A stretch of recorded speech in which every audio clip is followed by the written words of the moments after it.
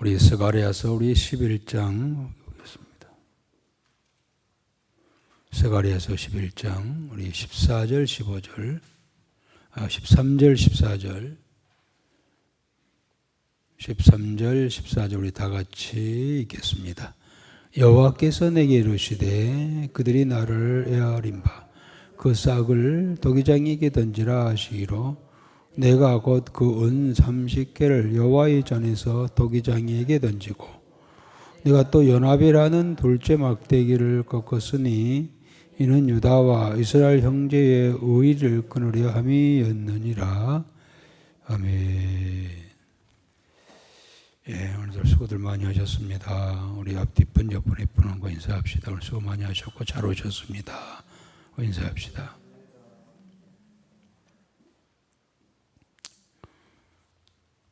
예, 우리가 두 번 지난 수요일 또 지난 주일날 말씀을 잊지 못했어요. 그래서 두 번 빠지니까 이렇게 좀 더 생소한 것 같잖아요.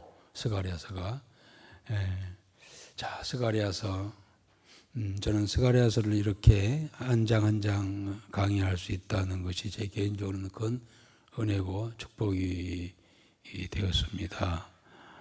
이 스가랴를 통하여서 또 성경 전체를 볼 수 있는, 특별히 스가랴서는 예수님께서 오시기 전 약 한 500년 전에 대한 이야기잖아요.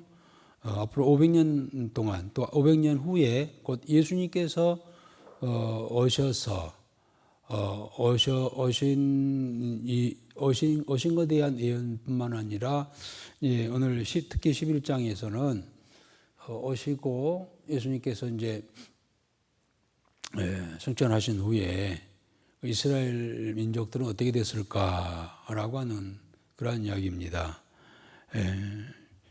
본문에 뒤에 나오겠습니다만은 사실 이제 이스라엘은 이걸 알고 들어가면은 더 이해하기 더 쉽겠다 생각이 해서 좀 더 말씀을 드리는데, 예수님께서 십자가에 달리시는 것은 뭡니까? 메시아로 하나님께서 약속하신 메시아로 오셨지만은 유대인들은 또 그를 배척해서 결국 로마에 넘겨 주어서 십자가형을 당하게 하였죠. 그 과정에서 이제 그 마지막 재판을 했던 이제 총독이 빌라도잖아요. 우리가 사도신경에서 늘 고백하는 빌라도에게 고난을 받으사 해서 빌라도에게 마지막 이 재판을 받고, 빌라도는 그랬어요. 여러 번 재검토해서 과연 이 예수가 십자가형을 받아야 하는 마땅한 그런 죄가 있는지 살펴봤지만은, 왜냐하면 십자가형은 가장 혹독한 그야말로 아주 정말 악한 자에게나 실행하는 그러한 처형 방법이거든요. 그런데 과연 이 예수가 그럴 만한 죄가 있는가 하고 여러 번 찾았지만은 결국 나는 저 예수에게 십자가형을 받게 할 만한 죄를 찾지 못했다. 그러니 나는 풀어줘야 되겠다라고 그렇게 분위기를 이제 띄워보니까 유대 백성들이 어떻겠습니까? 난리가 났잖아요.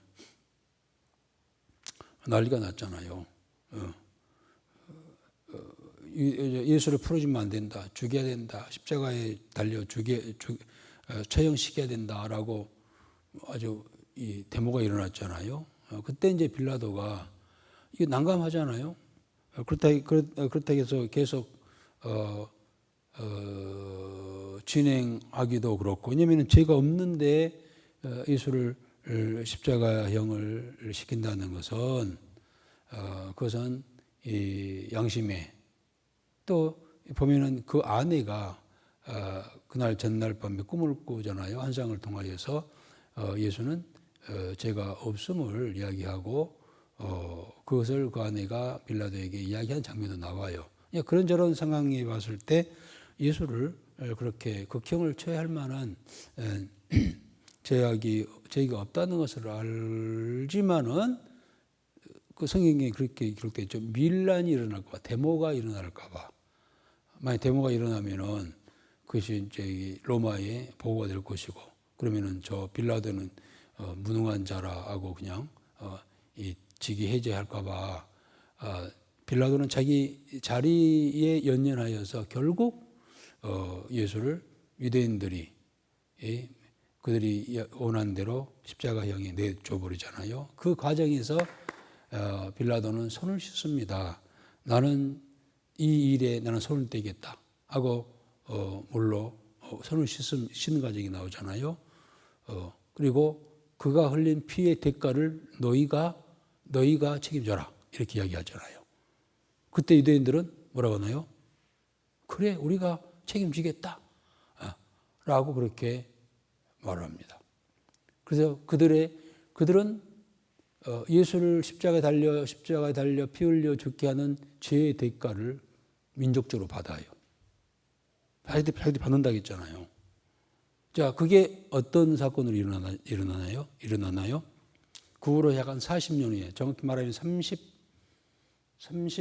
36년 후에, AD 70년에 로마의 티토 장군이 대군을 몰고 와서 예루살렘을 이스라엘을 완전히 장악을 하고 예루살렘에서 세웠던 성전, 물론 그 성전은 이제 헤롯이 지은 성전, 보수한 성전이었죠. 이미 이제 그 전에 어떤 성전이 있었나요? 수르바벨 성전. 수르바벨이 성전을 세웠지만, 자, 이렇게 돼요. 성전의 역사가, 원래 이제 성전은 모세가 출애굽 과정에서 세운 성막이죠. 텐트죠. 성막이 변하여서 이제 솔로몬 시대에 성전이 되지요. 그런데 그 성전은 어떻게 해요? 바빌론에 의해서 완전히 다 파괴되지요. 그러나 70년 후에 다시 스룹바벨과 이제 여호수아와 제사장 여호수아와 또 누굽니까? 에스라나 이런 지도자들이 와가지고 다시 재건을 하잖아요. 이제 그 학계 선지자 또 누굽니까? 지금 스가랴 때도 지금 그 스룹바벨 성전이 진행되고 있는 과정이에요. 뭐 아주 그냥 하는 건지 마는 건지 그렇게 하지만 그래서 써져 갑니다. 그런데 이 성전이 헤롯 시대에 와가지고 헤롯이 그것을 아주 더 웅장하게 또 보수했다고 할까요? 왜냐하면 헤롯은 우리가 그 새벽기도 시간에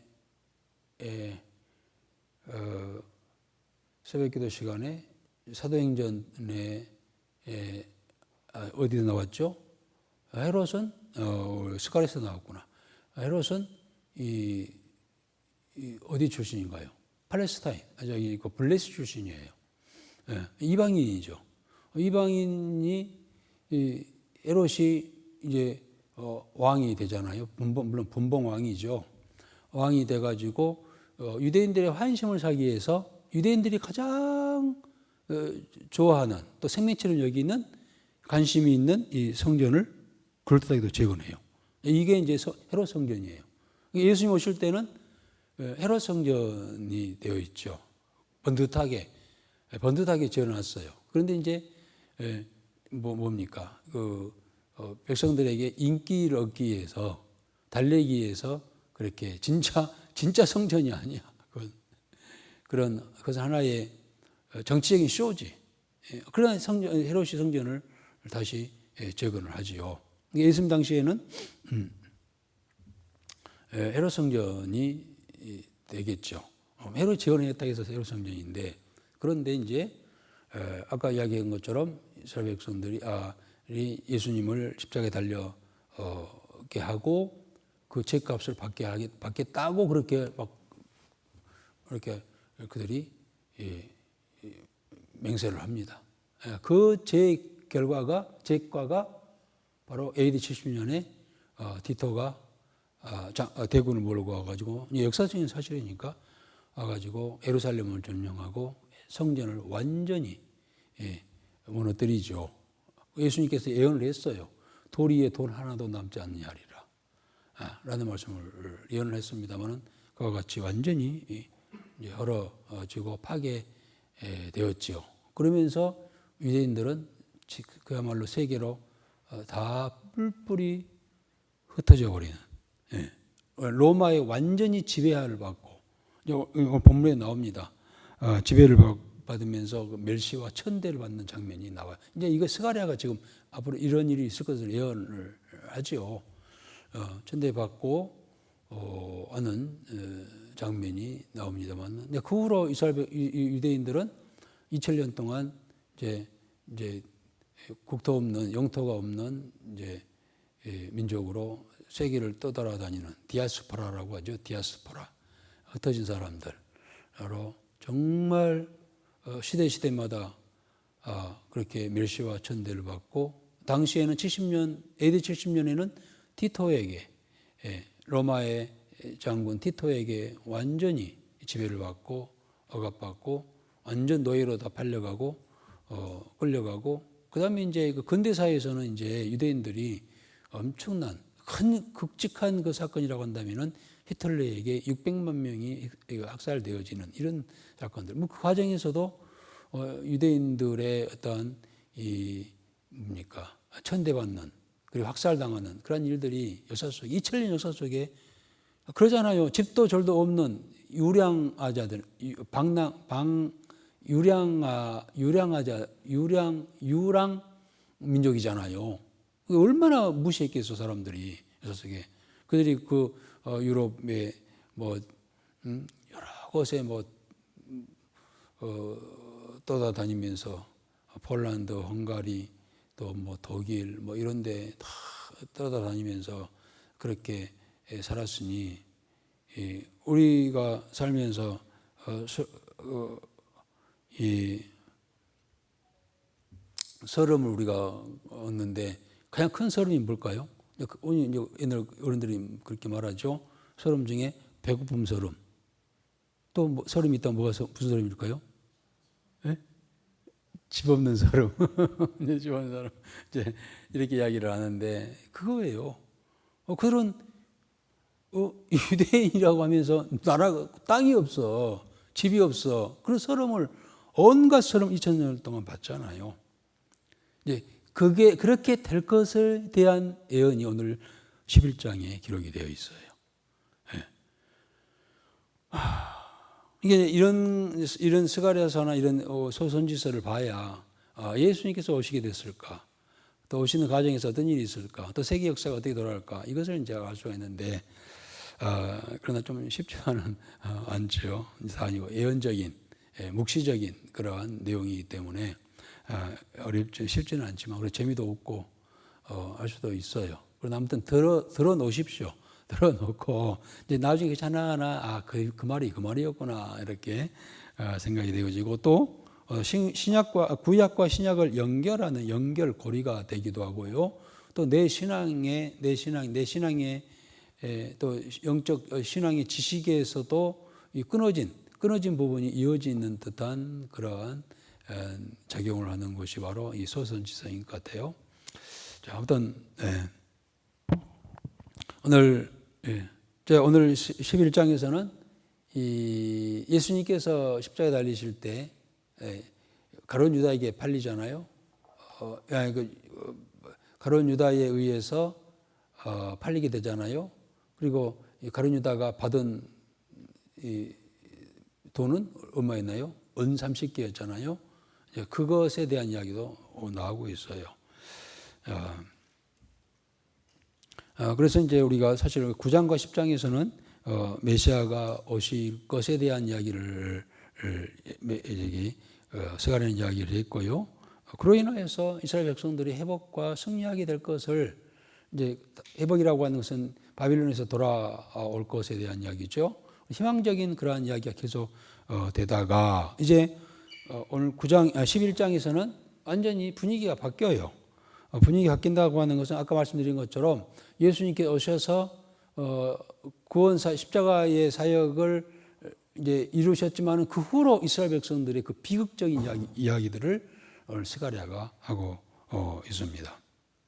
이제 그것은 결국 오늘 본문에 나옵니다만은 목자들, 지도자들의 죄악들로 인하여서 그렇게 됐다는 것이죠. 그러니까 예수님을 십자가에 달리게 한 자들이 누굽니까? 물론 가룟 유다는 은 30 받고 팔아버렸지만은 누구에 팔았나요? 그 시대의 지도자들,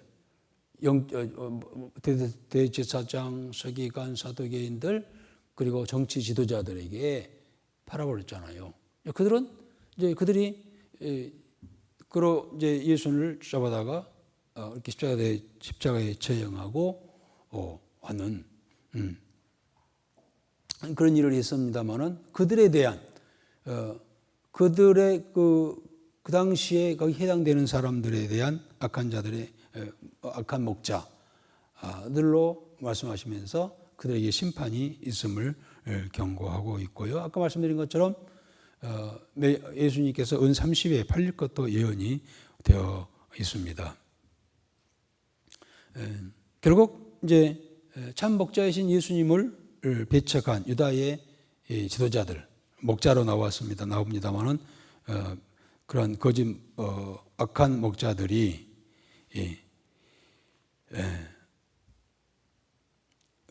그들과 더불어서 그를 따르는 백성들이 함께, 이스라엘 백성들이 결국 이방인의 손에 넘겨질 것에 대한 이야기를 하고 있어요. 이방인의 손에 넘길 것은 이방인이 누굴까요? 로마라니까요. 이제 바빌론 이제 잊어요. 바빌론은 에레미야, 이사야, 에레미야 때에 계속 이제 그렇게 악한 일을 하면은 이방인에 의해서 심판을 받겠다라는 말씀이 이사야, 에레미야에게 쭉 나오잖아요. 그때는 이제 누구입니까? 그렇게 가게 될 자가 바빌론이잖아요. 그런데 이제는 11장에서는 로마예요, 로마. 로마에 의해서 이방인 로마에 넘겨질 것을 예언하고 있습니다. 물론 예루살렘이 완전히 파멸되고 성전이 완전히 파괴될 것을 저는 이야기하고 있죠. 이미 예수님께서 예언했다고 말씀드렸죠. 돌 위에 돌 하나 남김없이 다 깨트려지리라 라고 이렇게 예언했던 것이 그대로 이루어질 것을 스가랴도 예언을 먼저 하고 있습니다. 그러나 이 유대의 지도자들이 참 목자이신 예수님을 이렇게 거부할 뿐만 아니라 완전히 넘겨줘 버렸잖아요. 이 사건은 이제 일시적인 일이 되겠습니다만은 유다 백성과 하나님과의 그 언약을 저버리는 것으로 간주하겠다는 겁니다. 그러니까 하나님과 이스라엘 백성들의 언약이 뭡니까? 언약 중에 하나는 내가 항상 너희들과 함께하고 너희들을 지켜주고 너희들을 돌봐주겠다라고 약속을 했어요. 그런데 이들이 메시아이신 예수님을 완전히 저버리고 그다음 원수의 손에 넘겨주고 팔아버리는 그 일은 그걸로 끝난 것이 아니라 하나님과의 약속의 파괴, 곧 하나님께 너희들과 함께하고 지켜주고 환란이 오면은 지켜주겠다 이런 것들에 대해서 약속에서 파괴시키는 일로 간주를 하게 될 거라는 이야기입니다. 그래서 결국 로마가 그렇게 강력하게 쳐들어와도 우리는 그렇게 생각하잖아요. 아니 하나님 백성에게 있어서 이스라엘 나라에 외적인 침략이 오는데 왜 하나님 가만히 계시지? 이렇게 우리는 생각하잖아요. 또 우리가 개인적으로도 그래요. 진짜 하나님이 계시면 이렇게 할 수 있어? 막 이러잖아요. 이스라엘 백성들이 저 로마의 그 강력한 군대가 쳐들어오는데 하나님 뭐 계셨을까? 어떤 사람은 하나님은 어디 놀러 가셨나? 이렇게 하소연을 하는데 하나님께서는 그것을 외면하셨다고 하십니다. 그것은 물론 원래의 약속은 내가 늘 너희들과 함께하고 너희들 지켜주겠다라고 그렇게 약속을 했지만은 메시아이신 예수님을 거절하고 거부하고 배척할 뿐만 아니라 저게 악한 자들의 손에 넘겨준 것은 하나님의 그러한 의리, 하나님의 그 약속, 언약을 스스로 저버린 것과 같이 내가 간주하겠다. 고로 로마가 쳐들어와도 하나님께서는 막아주지 않아요. 본문에는 긍휼히 여기지 않았다 했어요. 내가 너희들을 불쌍히 여기지 아니하고 긍휼히 여기지 않겠다라는 이야기가 나오고 있어요. 그 죄값이죠. 사람들이 그러잖아요. 제일 큰 도덕적으로, 윤리적으로, 또 영적으로는 하나님 앞에 잘못해놓고는 어려움이 찾아오면은 하나님 왜 나를 이렇게 어렵게 하십니까? 하나님 어디 가셨어요? 하나님 살았습니까? 오면 불평하잖아요. 그거 똑같은 거예요.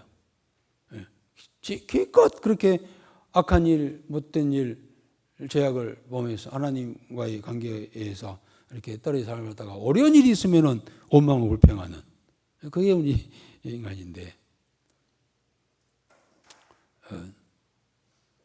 내용은 보면은 이런 거예요. 언약을 파기했어.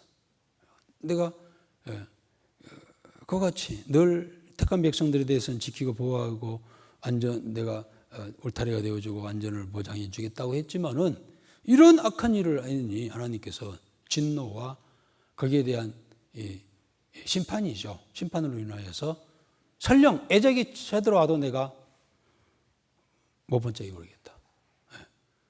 라고 그렇게 하신 장면이 나와요. 그로 인해서 그 로마가 쳐들어와가지고 엄청난 재앙을 일으킬 때, 물론 그때 믿는 사람들도 있었어요.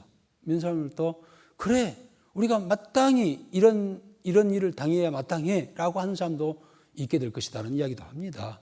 100% 거역하는 것은 아닙니다. 그래서 애매한 믿는 자들까지 애매하게 그런 어려움을 당하게 되는 것이죠. 그래서 우리가 믿는 자들은 소수라 할지라도 그런 일이 당하지 않도록 위해서 나라와 민족과 우리 가정을 위해서 늘 기도해야 할 책임이 있다고 하는 겁니다. 어쩌면은 거기에 대해서 책임지고 기도하지 않는 죄라고 할 수 있죠. 반드시 우리가 하나님 앞에 이렇게 살면 하나님의 진노가 임한다고 한 사실을 알았다 할지라도 그런 재앙을 맞는 경우가 있다는 것이죠. 그렇지만은 결국은 이제 13장에서는 그러기 때문에 이렇게 이제 이런 상황이기 때문에 오히려 예수님의 구원의 은혜가 더 필요하다고 하는 것이죠. 그런 상황에서 그들의 희망과 소망은 오직 메시아이신 예수께 돌아오는 것이다. 오직 예수만이 생명의 샘물이다. 라는 이야기가 이제 13장에 나옵니다만은 어떤 면에서는 11장에 있어서는 엄청난 그런 재난, 재앙, 심판이 나오지만은 그렇기 때문에 오히려 우리는 주의 은혜가 더 필요한 자들이다. 라고 하는 이야기를 하고 있고 그쪽으로 이어가는 내용이라고 할 수가 있겠습니다. 자, 그러면은 우리 1절부터 3절까지 한번 읽어보겠습니다. 레바논아 내 문을 열고 불이 내 백향목을 사르게 하라. 너 잣나무여 곡할지어다. 백향목이 넘어졌고 아름다운 나무들이 쓰러졌음이로다. 바산의 상두리 나무들이 곡할지어다. 무성한 숲이 엎드려졌도다. 목자들의 곡하는 소리가 나며 그들의 영화로운 것이 쓰러졌음이로다. 어린 사자의 부르짖는 소리가 나며 이는 요단의 자랑이 쓰러졌음이로다. 네. 자, 제가 말씀을 좀 경청해 하신 분이라면은 1절, 3절이 무슨 이야기 분위기가 될지 알 수 있겠죠? 네. 레바논은 내 문을 열고 불이 너의 백향목을 사르게 하라. 여기서 레바논이나 백향목이나 나오면 잣나무, 이런 것들은 유대인 민족을 상징하는 어떤 자랑스러운 그러한 민족인 유다 민족을 상징하는 것인데, 결국 그들이 앞으로 본래 사르게 될 거라고 하는 곧 로마의 침략을 받게 될 거라고 하는 그러한 예언을 하고 있지요. 그로 인하여서 3절은 목자들의 곡하는 소리가 나고 그들의 영화로운 것이 쓰러졌습니다. 어린 사자의 부르짖는 소리가 나며 요단의 자랑이 쓰러졌습니다. 그랬습니다. 결국 이스라엘이 그러한 영화가 사라지게 될 것을 이야기하고 있습니다. 여기서 이 목장이 나오고 목자가 나오죠. 목자가 나오죠. 목자는 누굴까요? 지도자들입니다. 지도자들이 다 목자들이 곡하는 소리가 나며 지도자들의 곡하는 소리가 날 것이다 라는 이야기를 하고 있습니다. 이것은 앞으로 로마로 말미암아서 이 유대의 무서운 침략이 있을 것이고 거기에 그로 인하여서 목자들이 슬퍼하고 슬퍼하는 그러한 이 날이 올 거라고 하는 것을 이야기하고 있습니다. 그 이유는 자 우리 4절 5절을 읽어봅시다. 계속해서 여호와 나의 하나님이 이르시되 너는 잡혀 죽을 양떼를 먹이라.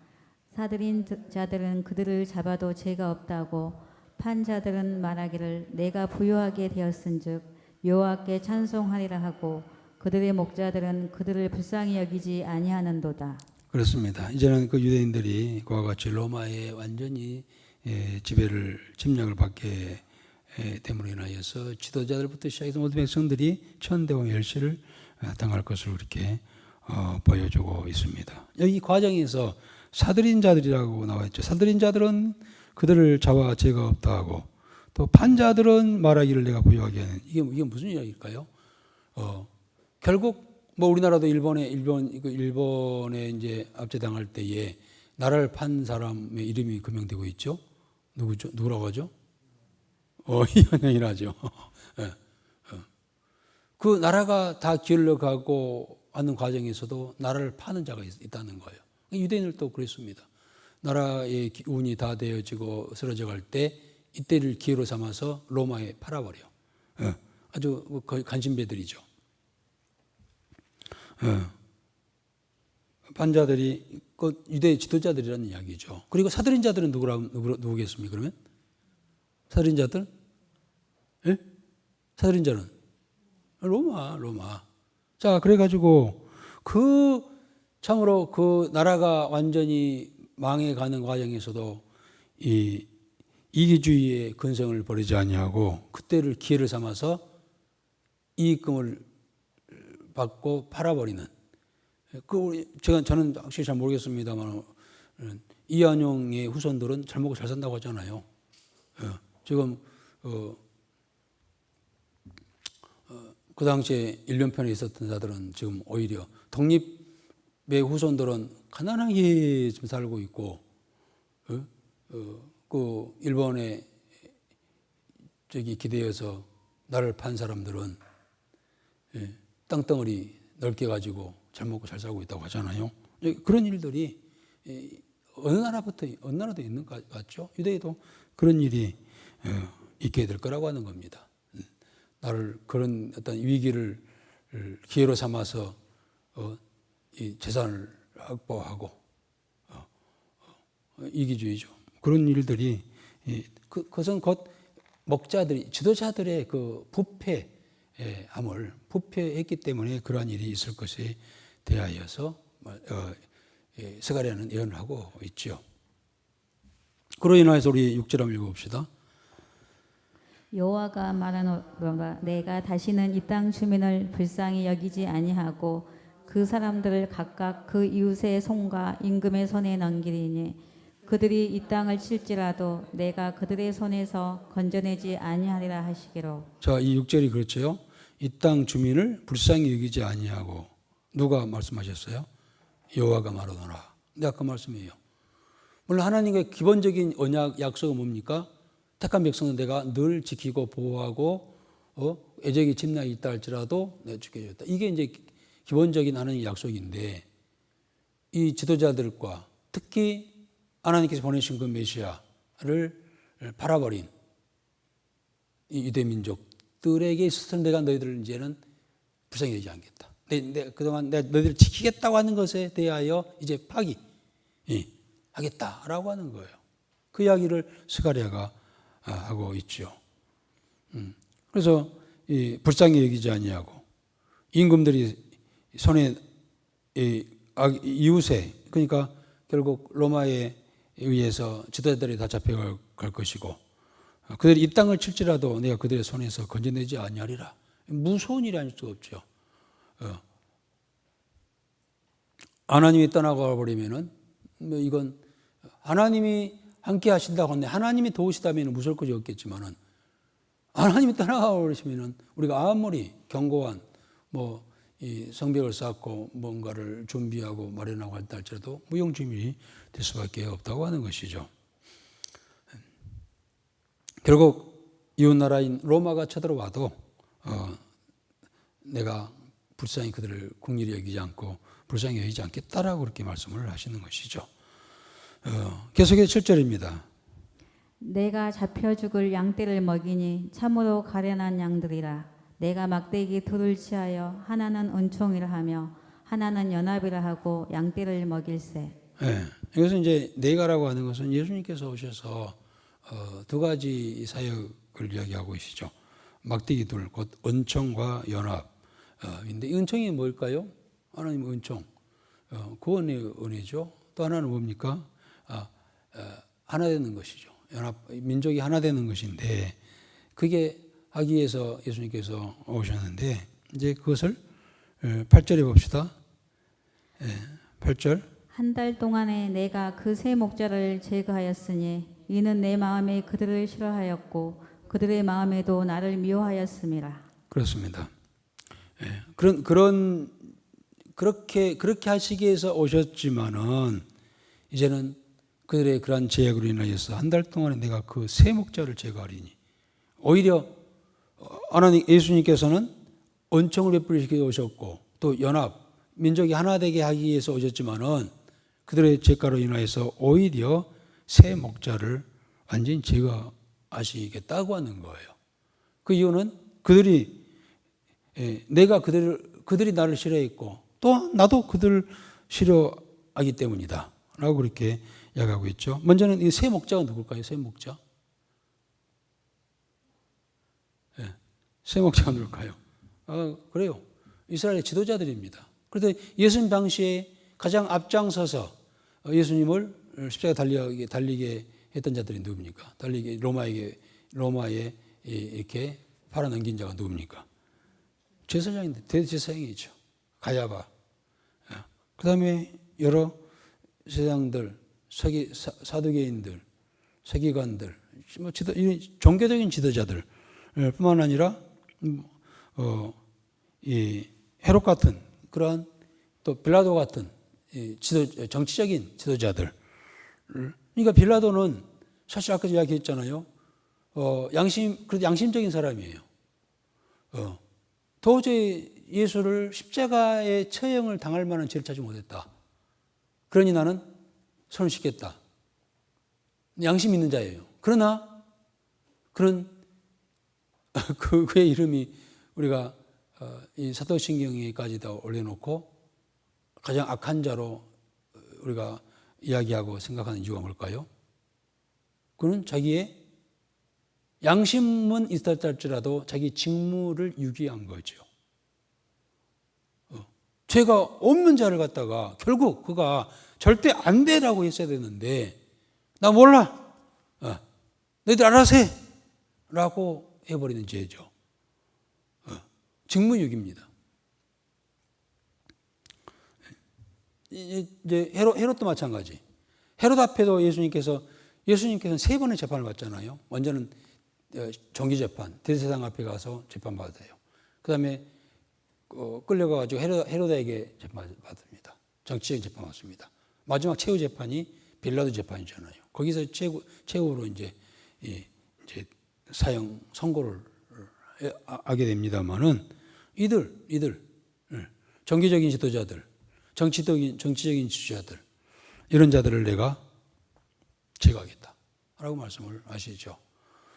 물론 예수님 사역 과정에서도요, 이 바리새인, 사두개인, 대제사장들을 갖다가 이를 향하여 무서운 독설을 하시잖아요.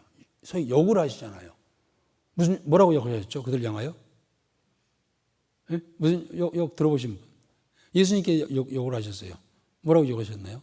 이 독사의 자식들아 하고 엄청난 그런 욕이라고 해야 되나요? 독서를 하시잖아요. 독사의 새끼들이라고. 이제 그래서 이들을 말씀하고 있죠. 이는 내 마음에 그들을 싫어하였고 그들은 그들의 마음에도 나를 미워했습니다. 오직했으면 예수님께서 그들을 향하여 독사의 자식들이라고 그렇게 독서를 하셨겠습니까? 이런 자들을 결국 이런 자들에 의해서 이제 예수님께서 넘겨갔지만은 그로 인하여서 이스라엘 백성들, 이스라엘 나라가 완전히 로마의 지배를 받고 침략을 받고 그리고 온갖 멸시와 천대를 받게 되는 결과가 되었다고 하는 겁니다. 그 과정에서 9절 10절 읽어봅시다. 내가 이르되 내가 너희를 먹이지 아니하리라. 죽는 자는 죽는 대로 망하는 자는 망하는 대로 나머지는 서로 살을 먹는 대로 두리라 하고 이에 은총이라 하는 막대기를 취하여 꺾었으니 이는 모든 백성들과 세운 언약을 폐하려 하였음이라. 그렇습니다. 하나님께서 계속 그들에게 긍휼을 베풀지 않겠다고 하는 과정 속에서 죽는 자는 진짜 하나님께서 긍휼을 베푸시면요 죽을 자도 살리시고 망할 자도 회복시키시고 하실 텐데 죽을 자는 그대로 죽는 대로 놔두겠다는 겁니다. 자연적으로 사망하는 것을 그대로 방치하겠다는 것이고 또 망하는 자는 망하는 대로 하겠다는 겁니다.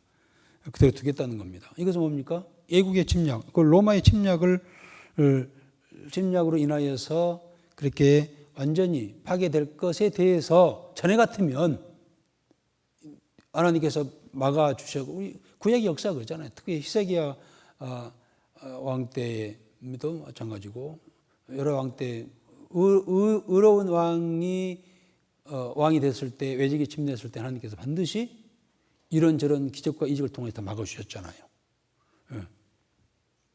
그렇지만은 이제는 그렇지 않겠다는 거예요. 망하게 되면 망하는 대로 놔두겠다. 로마의 침략을 내가 방치하겠다는 것이죠. 그리고 피차 살을 먹는 대로 그대로 두리라. 이제 유대인들은요, 그 디도 장군에 의해서 3년 동안 이제 예루살렘 점령해 버리니까 한 1000여 명이 거기가 어디죠? 무슨 거기 어디요? 최후의 항전 한 장소가 어디예요? 그 산이 내가 지난주 이야기했는데 항전 이스라엘 마지막 유대인들의 항전 마지막 항전 장소가 어디야? 빨리 쳐봐요. 유대인의 마지막 항전 장소 마사다. 마사다는 이 유대인들이 어릴 때부터 반드시 어린 아이들을 이제 특히 성인식 할 때 좀 되면 성인식을 이 마사다에 올라가서 하게 해야죠. 좀 보여주면 안 되나? 아니 여러분들 핸드폰 갖고 있죠? 마사다 한번 쳐봐요. 마사다. 핸드폰에 마사다. 반드시 이제 이 유대의 성인식을 할 때는요, 이 마사다에 올라가서 데리고 올라가가지고 큰 높은 산이죠. 그 꼭대기는 평평한 편인데 성인식을 하고 또 군인들 신병 훈련 때에 반드시 이 마사다에 가서 정신교육을 하는 것이죠. 이 마사다는 이 로마의 디도 장군에게 점령당할 때 예루살렘 성이 완전히 점령되어지고 한 1000여 명이 마사다에 기어 올라가죠. 마사다 몇 미터죠? 거기 가면 꼭대기 올라가면은 평평합니다. 한 축구장 한 2개, 3개? 축구장 하나 정도의 넓이가 돼요. 거기에서 이제 최후를 맞는 과정에서 3년 동안 거기에서 그들이 버티죠. 그리고 나중에는 그들이 서로 자식들을 잡아먹는, 나중에는. 구약에도 두 번의 그런 일이 있었죠. 외적의 침략으로 인하여서 이제 오늘 식량이 없으니까 제비 뽑아서 자식들을 잡아먹는 그런 일들이 구약에 2번이나 있었어요. 그런데 이 마사다에서도 그런 끔찍한 일이 있게 됐죠. 저도 벌써 갔다 온 지가 오래됐습니다만은 이 마사다에 올라갔다 왔죠. 지금 케이블카가 놓여 있어가지고 케이블카 타면 이제 올라갈 수 있는데 전에는 그 계단으로 돌아서 비탈리에서 이제 올라가는데요. 한번 이런 데 한번 가라. 이제 역사의 현장이고 성경 안에 나와 있는 그러한 현장이죠. 반드시 성지순례는 갔다 와야 성경에 대해서 눈이 열리고 더 할 텐데 좀 아쉽습니다만은 그 중에 하나가 그래가지고 도저히 안 되니까 이 디도가 바로 그 옆에다가 그 마사다와 같은 똑같은 높이의 성을 쌓습니다. 흙을 군대 다 종원해가지고 성을 쌓아요. 똑같이. 그래가지고 그 성에서 이제 해가지고 그 마사다 거기 올라가 보면은요 이만한 돌덩어리들이 있어요. 요즘은 대포 알이죠. 대포 알. 포탄이죠. 포탄. 돌로만 둥글둥글. 그때 2000년 전에 사용했던 그 돌이 그대로 있어요. 올라오면. 그래서 이제 항복하지 않으니까 그 옆에다가 토성을 쌓아가지고 공격해가지고 결국 전멸시키는 그런 사건이 있었습니다만은 이제 오늘 세 번째 서로 살을 먹는 대로 내두리라. 그렇게 엄청난 극한 상황 속에서 서로 막 자식들을 잡아먹는 상황이 온다 할지라도 내가 그냥 그대로 두리라는 겁니다. 그때 사람들이 뭐라고 했겠어요? 얼마나 원망했겠어요? 하나님, 왜 우리를 이렇게 고통스럽게 합니까? 뭐 이렇게 했을까요? 안 했을까요? 자기들이 한 죄는 모르고 어떻게 하면은 잘 나갈 때는 하나님 되돌아보지도 않고 해놓고는 그런 어려운 일이 있으면은 진짜 하나님 살아계시면 이렇게 할 수 있어? 뭐 이렇게 하잖아요 보통. 그 이유가 있다는 거예요. 내가 죽은 자는 그대로 죽으라 놔두고 망할 자는 그대로 망할 자는 내가 놔두겠다. 전에는 안 그러셨어. 예. 그런데 이제 그들이 악한 그러한 그렇게 불러도 대답이 없고 자기 양식대로 자기 생각대로 살아가는 그리고 오히려 대적하고 하는 그들을 향하여서 하신 말씀이죠. 나 몰라. 너희들 알아서 해. 라고 하는 것이죠. 내가 이의 은총이라고 하는 막대기를 취하여 꺾었고 그렇잖아요. 내가 너를 구원하지 않겠다. 엄청난 하나님의 단호한 그러한 결단이라고 할 수가 있겠죠. 얼마나 그들의 제약이 컸으면 그러겠습니까?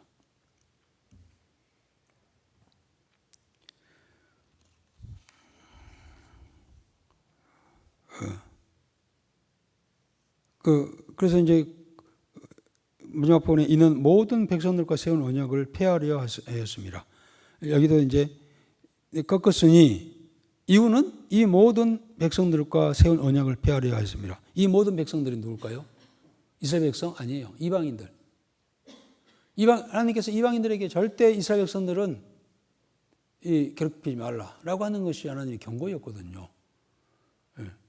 만약에 괴롭히면 또 괴롭힌 민족들은 하나님께 하나하나 다 심판하셨잖아요. 그런데 이제는 그것까지도 내가 모든 이방인들에게 유대인들은 괴롭히지 말고 건들지 말라라고 하는 것까지 내가 폐하겠다. 너희들 알아서 저희들 공격해버려. 이거잖아요. 이게 로마가 그렇게 아주 잔인하게 그렇게 짓밟아도 우리가 생각할 때 하나님은 좀 무엇이었을까? 왜 유대 민족이 저럴 수가 있을까? 뭐 이렇게 우리가 안타까워하지만은 알고 보면은 이런 우리가 이런 이야기를 모르면은 못 봤으면은 늘 퀘션 마크로 남을 거예요. 왜 하나님 백성들이 저럴까? 왜 선하게 산 사람들이 이 모양 일꼴일까? 믿음으로 산다는 사람들이 왜 이렇게 어려움을 당할까? 라고 하는 것에 대해 늘 수없이 끊임없이 퀘션 마크를 달아야 할 텐데 또 오히려 우리는 믿는 사람들은 잘못되고 믿지 않는 사람들이 잘 먹고 잘 살고 오히려 하는 것에 대해서 뭐 괴롭게 생각하잖아요. 선지자들이 그거 굉장히 괴롭게 생각하잖아요. 어찌 왜 그렇습니까? 막 이렇게 하는 선지자들도 있잖아요. 그것은 하나님께서 그렇게 그냥 그들의 죄로 인하여서 그렇게 부르고 그렇게 기회를 주고 했지만은 깨닫지 못하고 돌아오지 않냐고 오히려 대적하고 거역하고 한 것에 대해서 나 모르겠어. 너희들 알아서 하고 그리고 이방인들 내가 손대지 말라고 했지. 여기서 이방인들은 누굴까요? 사단이죠. 그 엽기서에 그 장면이 잘 나와 있죠. 엽기서에 사단이 찾아와가지고 하나님 앞에 저 욥이 저렇게 하나님 잘 섬기는 것은 하나님께서 잘 먹이고 잘 보여주고 잘 대기한 자니까 그렇게 된 거 아닙니까? 저에게서 자기 가지고 있는 거 다 하나님 다 가져가시면 분명히 욥은 하나님 원망할 거예요. 믿음 다 버리고 원망할 겁니다. 그랬더니 하나님께서 듣고 그럴까? 그래 알아서 해봐 하고 허용을 해주잖아요. 사단에게. 그러니까 사단이 옳다 됐다 하면서 온갖 그 재앙을 욥에게 주잖아요. 뭐 이 자식들 죽는 것부터 재산 다 빼앗긴 것부터 시작해서 아주 뭐 아내가 그냥 저저거 아내가 도망가 버리고 뭐 이런 하루 아침에 알거지가 됐잖아요. 와 하나님께서 잠깐 기회를 주니까 사단에게 기회를 줘버리니까 엄청난 그런 재앙이 찾아오르잖아요. 그 장면에서 나와요. 그러나 중중에서는 욥은 그래도 결코 욥은 하나님을 향한 그 믿음을 버리지 않았다라는 이야기잖아요. 주신 자도 여호와시오 취하신 자도 여호와신데 있을 때도 내가 하나님을 찬양했지만 없을 때도 내가 해야 할 일은 여전히 여호와 하나님을 찬양하는 것이다 라고 일관되게 42장까지 가잖아요. 그때 하나님께서는 그래 바로 이거야. 사단을 봤니? 내가 잠깐 너에게 허용을 했지만 네가 마음대로 저를 짓밟았지만 욥 봐라. 욥은 신앙은 조금도 늘리지 않았어. 합격 하고 잃어버렸던 것에 대하여 모든 것에 2배를 더 주시잖아요. 그 과정에서 하나님께서 사단에게 잠깐 기회를 줘요.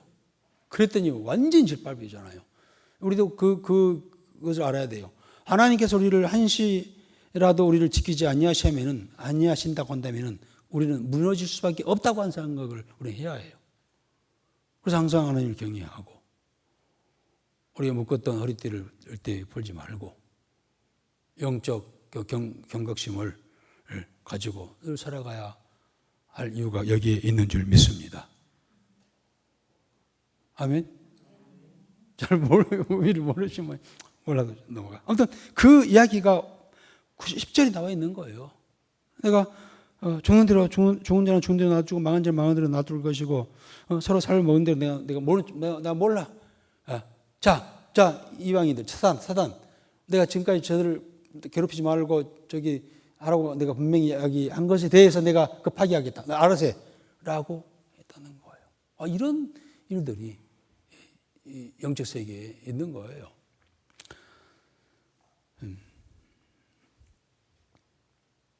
그러나 당일에 11절 읽어봅시다.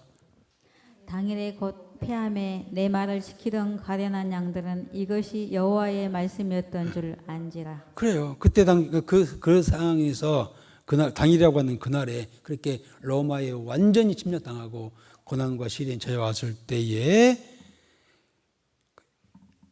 그 중에는 하나님의 말씀을 경청하고 듣고 경건하게 사는 사람도 없잖아요. 있었죠. 그들은 깨달을 것이다.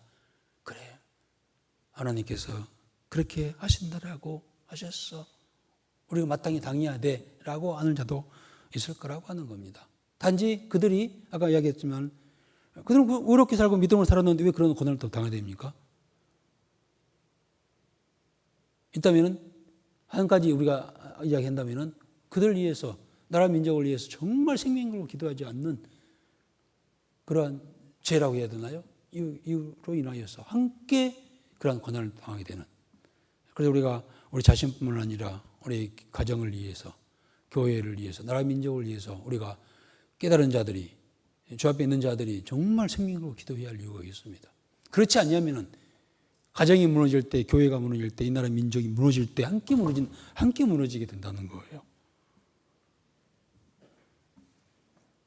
12절 13절입니다. 내가 그들에게 이르되 너희가 좋게 여기거든 내 품삯을 내게 주고 그렇지 아니하거든 그만두라. 그들이 곧 은 30개를 달아서 내 품삯을 삼은지라. 여호와께서 내게 이르시되 그들이 나를 헤아린 바 그 삭슬을 토기장이에게 던지라 하시기로 내가 곧 그 은 30개를 여호와의 전에서 토기장이에게 던지고. 그렇습니다. 이 스가랴는 이 예언에 대한 품삯을 요구합니다. 여기 있는데 유대인들이 얼마나 줍니까? 스가랴에게 은 30개를 줬다는 겁니다. 이것은 조롱하는 거예요. 스가랴의 예언에 대해 조롱하는 거예요.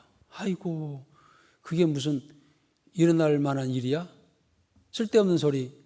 마치 노아 시대에 노아가 가서 여러분 이 땅은 하나님께서 홍수로 멸망시킨다고 합니다. 그러니 구원을 받으려면 이 배로 들어오시오라고 할 때 세상 사람 뭐라 했습니까? 저 미친 노인. 이 대낮에 이 날씨 좋은데 무슨 홍수의 심판이 있다고 하느냐 하고 비난하고 조롱했잖아요. 그러듯이 스가랴가 이 이야기를 하니까 지금까지 이야기를 하니까 하고 나서 품삯을 요구하니까는 우리 상징적인 것이라고 할 수 있죠. 은 30개를 준 거예요. 그래서 은 30이라고 하는 것은요. 그 당시에 여기 뭡니까? 노예 한 사람의 품값이에요. 노예 한 물건 중에 하나이죠. 아주 하찮은 것이죠. 그 30개 주는 거예요. 그것은 스가랴의 그 이란 애언을 갖다가 하찮게 여겼다는 겁니다. 우습게 여겼다는 겁니다. 모욕적인 행동이죠. 그래서 이 스가랴가 그걸 가지고 갖다가 이 토기장이에게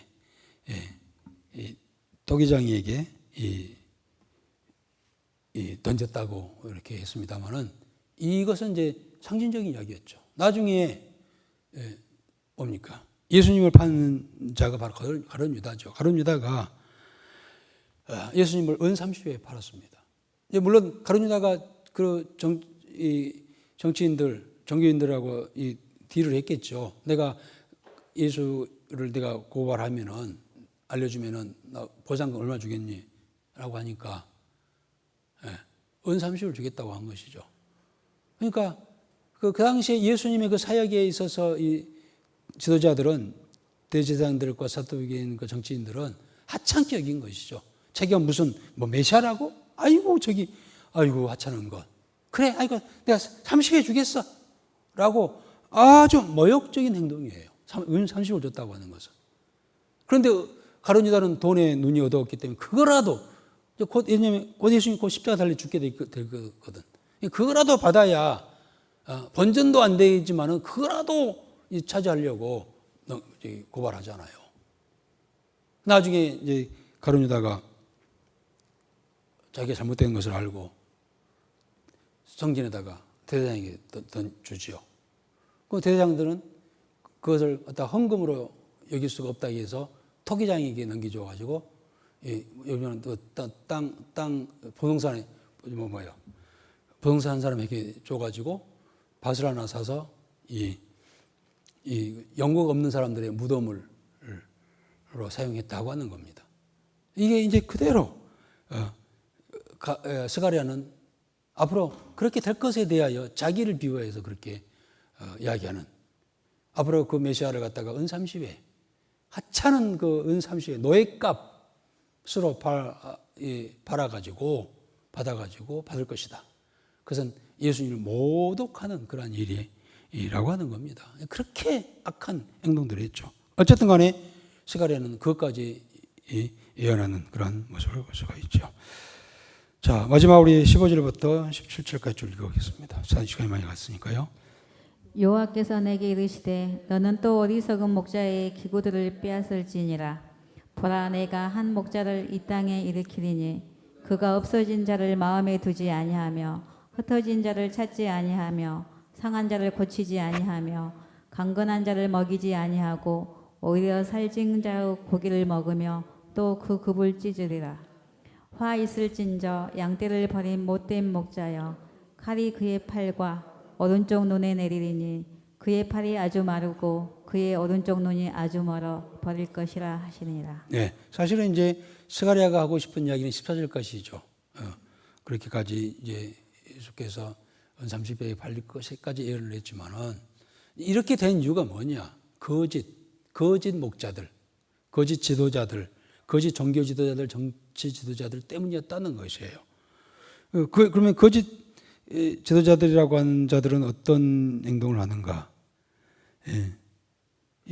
그들의 행태는 16절, 17절. 그가 내가 한 목자를 이 땅에 일으키니, 여기서 목자는 뭐 지도자라고 한 것 같지만은 사단이죠. 사단을 내 땅에 일으키리니 그가 없어진 자를 마음에 두지 아니하고 흩어진 자를 찾지 아니하며 상한 자를 고치지 아니하고 강건한 자를 먹이지 아니하고 오히려 살찐 자의 고기를 먹으며 또 그 굽을 찢으리라. 이 사단이 와서 이런 행동을 할 거라고 하는 겁니다. 사실 이 사단에 의해서 현재 종교 지도자들이나 정치 지도자들이 그렇게 했잖아요. 그로 인하여서 결국 이 민족적인 그런 어려움을 당하게 되었다는 겁니다. 오늘 교회 안에서도 참 목자는 어떤 자세를 취해야 될 것인가? 이거 거꾸로 하면 되겠죠. 없어진 자를 찾아올 것이고 상심한 자들을 치료하고 끝까지 신자들 끝까지 강건하게 이렇게 해줘야 할 것이고 잔인하게 행하지 않고 언제나 선량하게 행하는 목자가 진정한 목자라고 하는 것이죠. 우리 교회 안에 목사부터 시작해서 우리 교사들 또 목장의 목자들 이 부분을 우리가 잘 상기하면서 나는 참 목자인가 거짓 목자인가 참 목자로서의 그러한 삶을 우리가 사역을 해야겠다는 것이죠. 그래야 우리의 가정이 또 우리 교회가 더 건전한 건강한 하나님께서 늘 그러므로 항상 보호하시고 도우시고 인도하시는 그 은혜가 있게 될 줄 믿습니다. 마지막 부분은 우리가 적용해야 할 또 우리끼리 살아야 할 그런 부분이라고 할 수가 있겠습니다. 여기까지 우리 스가랴서 11장을 통하여 우리 말씀하셨습니다. 오늘 다시 한번 하나님의 섭리를 느끼게 하여 주시옵시고 500년 전에 스가랴 위에서 예언된 것들이 500년 후에 메시아이신 예수님께 오셨고 또 그들은 그 예수를 배척하여 팔아버렸고 그로 인하여서 민족적으로 그러한 엄청난 고행 고난 그리고 그들은 멸시와 천죄를 받는 그러한 역사를 우리가 보나이다. 오늘 우리 이 시대에도 우리의 모습이 하나님 앞에서 어떤 모습인가를 살펴보게 해 주시옵시고 경건한 삶을 놓치지 않게 해 주시고 늘 하나님과 교제 속에 하나님의 뜻을 따라 살아가는 저희들, 저희 가정, 저희 교회, 민족이 되어지게 하여 주옵소서. 예수님의 이름으로 기도하옵나이다. 아멘.